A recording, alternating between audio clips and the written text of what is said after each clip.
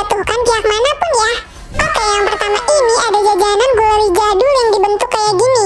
Kalian di sini pasti banyak banget kan yang suka sama jajanan ini. Gulali ini tuh bisa dibentuk sesuai sama yang kita mau. Dari bentuk bunga, hewan, sampai bentuk trompet juga bisa. Nah, rasanya juga manis. Terus apa dong bahayanya? Jadi yang pertama bahayanya itu dari tempat gulalinya. Biasanya gulali ini disimpan di tempat kayak gini. Dan kita nggak tahu ya tempat ini tuh digantinya berapa hari sekali atau dibersihinnya berapa hari sekali. Karena kalau misalnya terlalu lama disimpan di sini, kuman-kuman tuh bisa numpuk. Belum lagi karena ini tuh terbuka, jadi banyak debu-debu yang ngumpul. Dan kalau kita belinya di dekat jalan, pasti asap kendaraan juga nempel. Kebayang nggak sih kumannya sebanyak apa? Dan bukan cuma dari tempatnya aja, tapi dari cara pembuatannya juga. Gulali ini tuh kan gulali bentuk ya, jadi semuanya dibentuk langsung pakai tangan abang penjualnya. Semua bagian permennya bener-bener langsung kena tangan abangnya. Dan juga kalau ada yang beli bentuk trompet atau bentuk yang harus ditiup, kadang ditiup sama abangnya langsung. Kan agak jijik ya. Nah, dan kita nggak tahu tangan abangnya ini habis megang apa aja.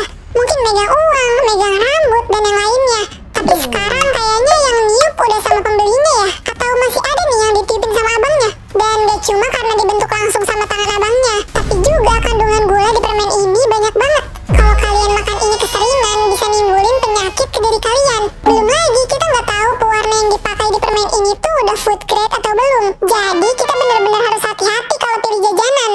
Nah, sekarang kita pindah ke yang dingin-dingin nih. Micin yakin banget deh banyak dari kalian yang kalau istirahat di sekolah pasti nyari yang dingin-dingin kan.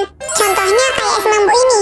Es yang rasanya macem-macem, terus dibentuk di dalam plastik kecil. Dan cara makannya kita pasti gigit dari bagian bawah plastiknya kan. Nah, es ini tuh nyegerin banget sih. Tapi ternyata es mambu ini ada yang dibuat dari air mentah dan pakai pewarna yang bukan untuk makanan. Kita kan nggak bisa bedain ya mana yang pakai air mentah dan mana yang pakai air matang. Dan baru kerasa pas kita pulang ke rumah, tiba-tiba aja perut kita sakit banget rasanya. Nah, itu bisa aja karena es mambu dari air mentah ini. Siapa nih di sini yang suka makan es mambu? Hati-hati ya teman-teman. Ayo angkat tangan siapa yang suka makan gorengan. Kalau ini sih Micin juga ikut angkat tangan ya. Soalnya Micin juga suka banget makan gorengan. Apalagi tempe goreng sama tahu isi. Aduh, itu enak banget sih. Kalau kalian suka gorengan apa nih? Coba kasih tau Micin deh. Tapi sebelum kita makan gorengan lagi, kalian harus tahu ini dulu ya. Jadi ada beberapa pedagang gorengan yang sengaja masukin plastik ke dalam minyak yang bakal dia pakai buat goreng gorengannya itu. Katanya plastik ini bisa bikin gorengannya jadi renyah dan kriuk pas dimakan. Nah, dari sini bikin orang-orang jadi tertarik karena gorengannya yang renyah, tanpa orang-orang tahu kalau gorengan ini tuh berbahaya banget buat kesehatannya. Karena mengandung plastik yang udah pasti itu bukan untuk dimakan dan gak boleh masuk ke dalam tubuh kita. Dan pembeli gak mudah untuk bedain mana gorengan yang pakai plastik dan mana gorengan yang aman. Belum lagi, biasanya gorengan ini dibungkus pakai kertas yang bukan kertas food grade, melainkan mereka biasanya pakai kertas dari berkas-berkas perusahaan, atau bahkan ada juga kertas dokumen rahasia negara yang dijadiin bungkus gorengan. Oke, masih topik makanan yang digoreng. Kali ini ada sosis. Kenapa Cin? Kok sosis berbahaya? Kan itu enak ya dari daging. Iya sih enak, dan bahannya biasanya dari daging atau ayam. Apalagi kalau dimakannya pakai saus. Duh, enak banget sih itu.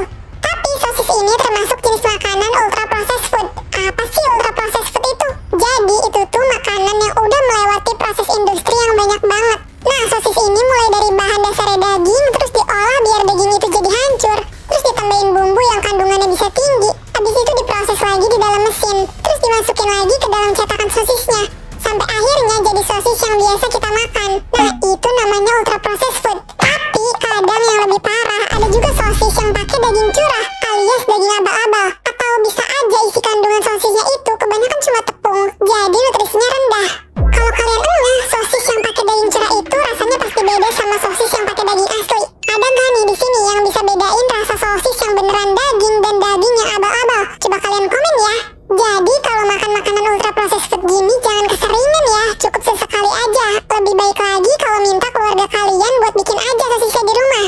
Duh, jajanan yang selanjutnya ini nggak pernah sepi peminatnya. Micin juga jadi salah satu peminat jajanan ini. Rasanya gurih, ada yang pedes, nagih banget deh pokoknya. Nah, apalagi kalau bukan lidi-lidian. Dari dulu sampai sekarang masih selalu ada aja deh yang jual ini. Dan tiap lihat ada yang jual ini, rasanya tuh kayak dipanggilin sama lidi-lidiannya. Kayak sini beli, sini beli. Kan kita jadi kegoda ya, dan akhirnya beli deh. Mana susah banget berhentinya deh kalau makan ini. Tahu-tahu udah habis aja sebungkus sendiri. Tapi kalian pernah pikiran gak sih lidi-lidian ini terbuat dari bahan apa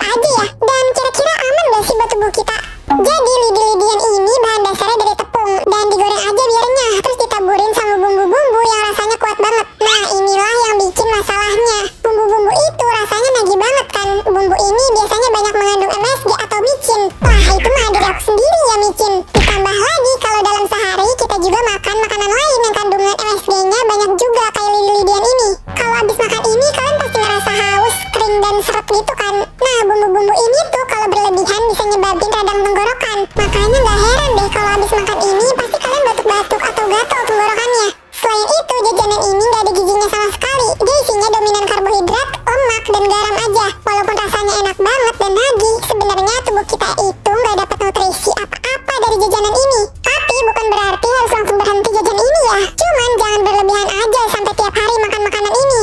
Nah, siapa di sini pecinta telur gulung? Micin yakin nih pasti kalian semua udah pernah beli telur gulung kan? Telur yang dimasukin ke minyak panas, digulung pakai tusukan sate, atau bisa ditambahin bihun buat variasi lainnya. Terus ditambahin bumbu sama saus yang bikin rasanya tambah enak lagi. Dan kalau udah ngeliat jajanan ini, rasanya kayak nggak bisa banget nolak buat beli kan? Tapi kalian pernah kepikiran gak sih? Sebenarnya ini bukan cuma telur gulung aja, tapi ada penjual yang pakai minyaknya berulang kali sampai hitam banget. Jarang banget diganti gitu. Pasti kan di situ udah banyak banget bakterinya ya. Dan bukan cuma itu aja. Biasanya jajanan ini tuh ada di pinggir jalan yang bikin jajanan ini sering banget kena debu. Belum lagi sausnya. Pernah denger kan saus yang dibuat dari bahan-bahan busuk dan dibuatnya dengan cara kotor yang kayak diinjek-injek gitu. Karena mungkin lebih murah dari saus biasanya. Jadi ada penjual yang sengaja pakai saus ini untuk jualannya. Jadi telur gulung ini emang enak dan murah, tapi bukan berarti bisa dimakan terus dan tanpa pikir panjang ya. Nah, jadi gimana nih setelah kalian tahu semua ini, kalian masih mau jajan-jajanan kayak gitu nggak? Sebenarnya bukan berarti semua jajanan tadi bahaya ya, tapi kalian harus lebih hati-hati lagi jajannya. Pilih jajanan yang tempatnya bersih, cara bikinnya juga aman, dan dari bahan-bahan yang emang boleh untuk dimakan. Kalau kalian pernah punya pengalaman gak enak pas habis jajan dan coba ceritain di kolom komentar ya. Nanti Micin baca cerita-cerita kalian. Dan makasih yang udah nonton sampai akhir.